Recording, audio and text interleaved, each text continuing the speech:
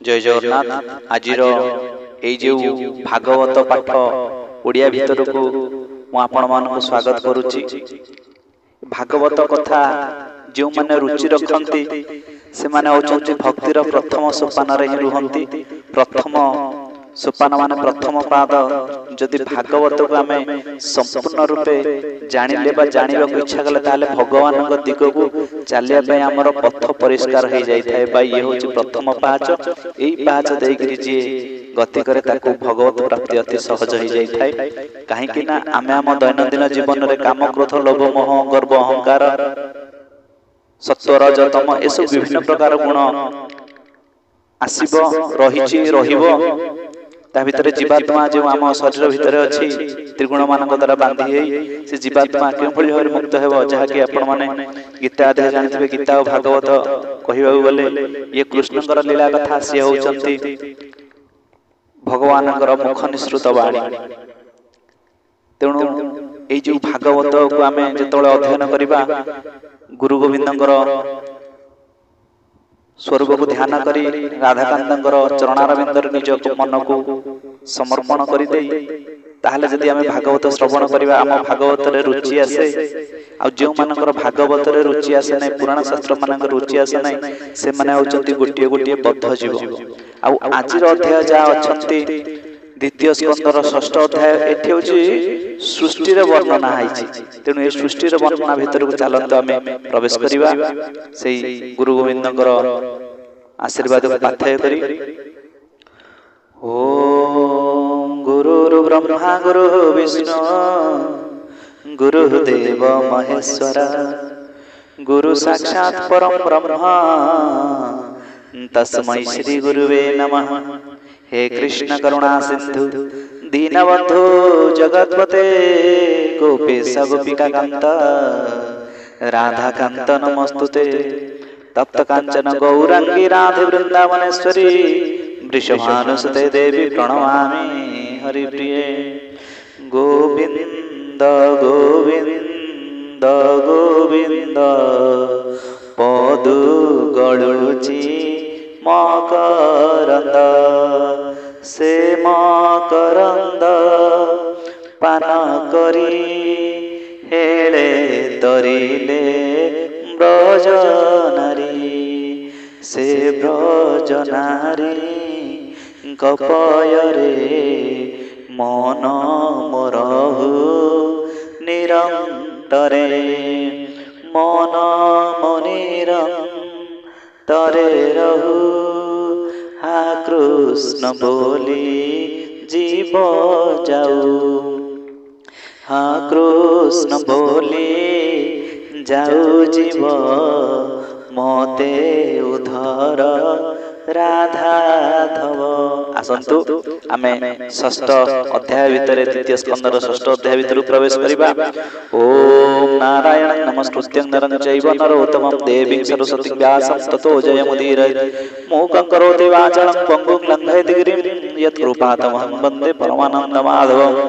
नैगमकल्पतरोर्गलितं फलमुखसुखादभूतद्रव संयुक्तं पिबत भागवतं रसमालयं मुहुरहो रसिका भुवि भावुकाः। ब्रह्मोवाच शृणु नारद महर्षि विराट रूपे ब्रह्मासि ब्रह्मांड रूपे प्रवेशिला जे अंगु जेबा प्रकाशिला ताहा कहिबा तते भले इंद्रिय अर्थे इंद्रितुले वाक्यार्थ बनी मुखे बसे जेणे ता शब्द प्रकाशे जलाधिपति जेने बसे रसना सड़ रसे रसे शपथ छंद धातु जेते देहरे बेष्टित बाह्यन्ते प्राण सहिते बसे घ्राण सुगंध सुगंध दुर्गंध आघ्राण नासा विवरे आश्रा करे अश्विनी कुमार तुले चक्षु इंद्रिय रूप अर्थे सूर्य प्रकाशे हृष्ट चित्ते शब्द अर्थे कर्ण बेनी दिग वसंती तीर्थ धेनी से देव देहे चर्म देशे स्पर्श पवन प्रकाशे चम उपर लोम बेढ़ी केश प्रकाश देहे जड़ी से तीनी मध्य तीनी देवा पाषाण लौह मेघ प्रभा तार विक्रमे लोक तीनी भूलक भुव स्वर्ग घेनी जे मार्ग शुक्र घन रसे तामेढ़े प्रजापति बसे मल उत्सर्गे मल द्वारे मृत्यु देवता अधिकारे शिर संकुल नदी नद नाड़ी समुद्रे होई भेद शपथ सिंधु गर्भे रही भोजने तुष्टि पुष्टि बही से जीव देह पृष्ठ देशे अधर्म संगे तम बसे हृदय मध्ये धर्म दृश्ये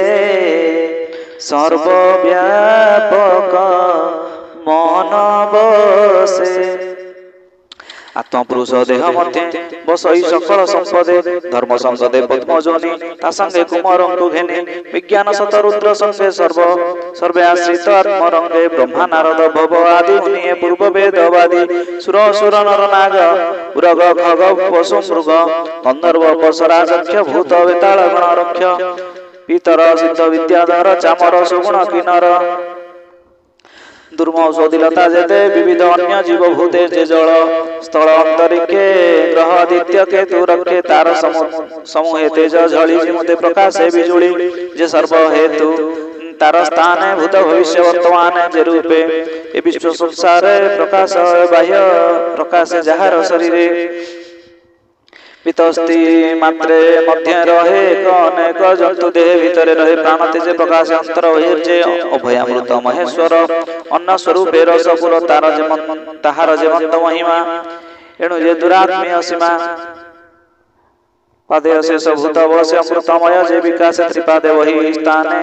त्रिपादे वन्य स्थाने स्थिति प्रजाश्रमे धर्म चिंति सुहावे धर्म स्वभावे नाम ग्रहपति विद्या विद्या जहि स्थिति भूत इंद्रिय गुणाश्रय जहार आश्रय मायामय विराजी रूपे जात हुए किरण जन्हे सूर्य देहे जहार नाभि पद्म जात मु ब्रह्मा ब्रह्मांडर नाथ यज्ञ संभार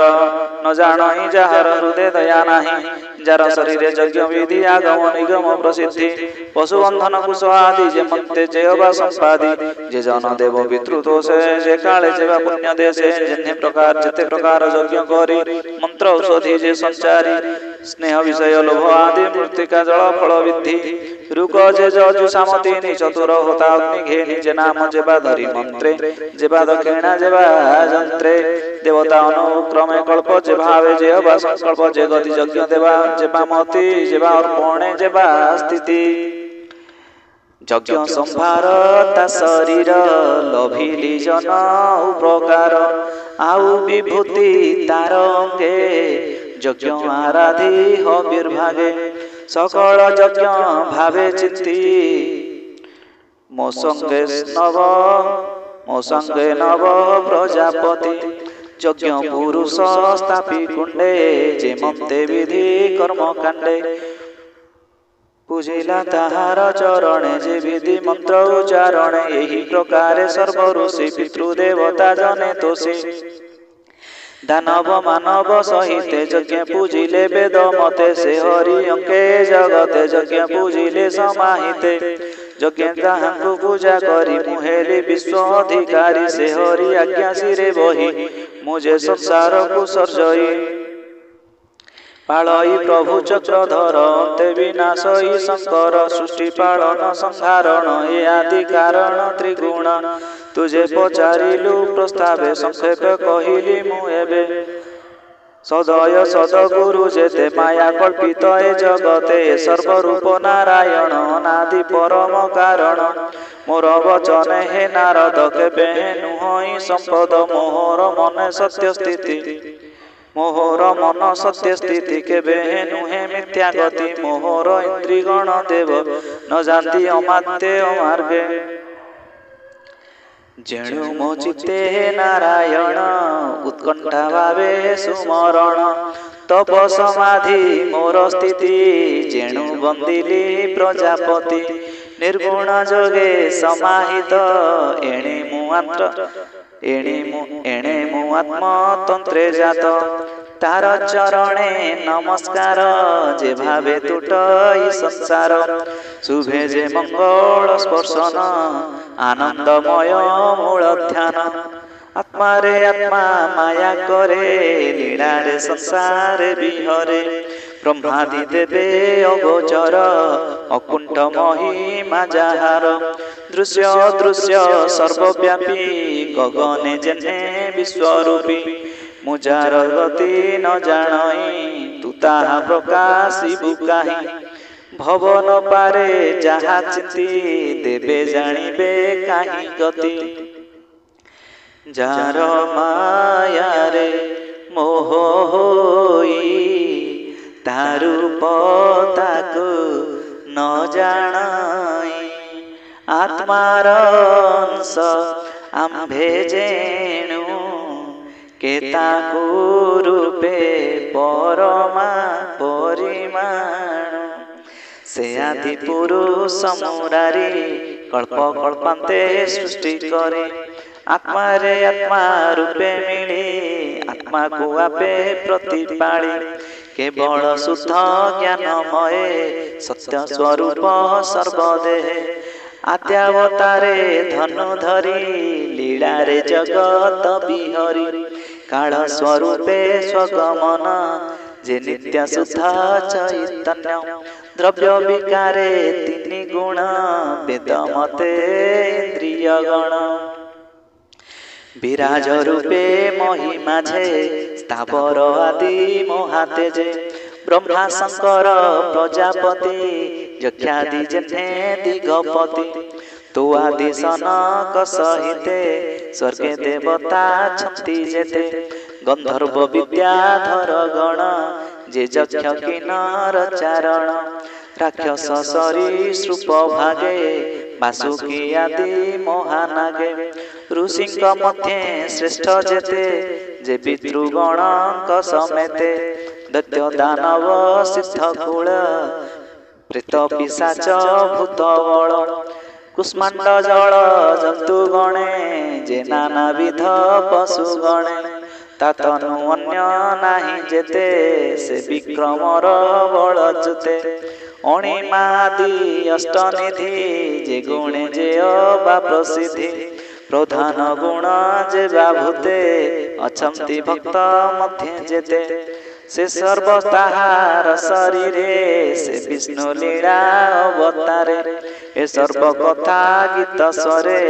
पसई जार कर्ण द्वारे सर्वदूरित कर्म नाशे जे बाबदने नित्य घोषे ताहांक चरणे विश्वास कहई जगन्नाथ दास इति श्रीमद् भागवते महापुराणे पारमहंस्यां संहितायां 82 द्वितीय स्कंदे सुख परिकृत संवादे सृष्ट्यादि वर्णने नाम षष्ठोऽध्यायः भीमस्याभिरणमंग मुनैरभिमति भ्रम यदि शुद्धं शुद्धं वा मम दोष न विद्यते जय जय श्री राधे।